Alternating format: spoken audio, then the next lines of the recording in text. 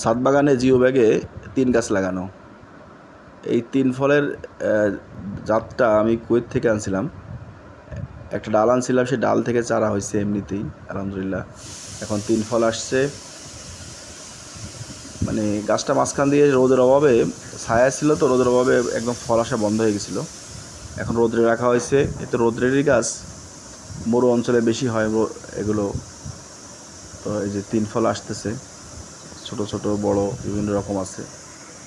আর এই যে গাছটা নতুন করে ফল আসতেছে, কিন্তু মানে এটা সুখবর হলো 3 ফল যে কখন পেকে আছে আমরা কেউ বুঝতেই পারিনি। পাখিতে খেয়ে এই যে অর্ধেক বানায় রাখছে।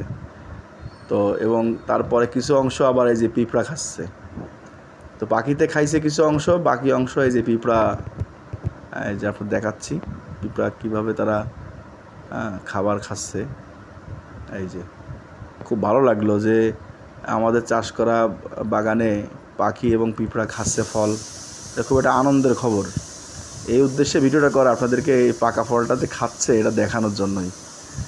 হ্যাঁ, বহুদিন এমন হয় না। তবে পেয়ারা খায় প্রায় পাখিতে। 3 ফলটাই প্রথম খাইলেও ভালো লাগলো। তো সবাই 3 ফল চাষ করতে পারেন, এটা অনেক ভিটামিন সমৃদ্ধ একটা ফল।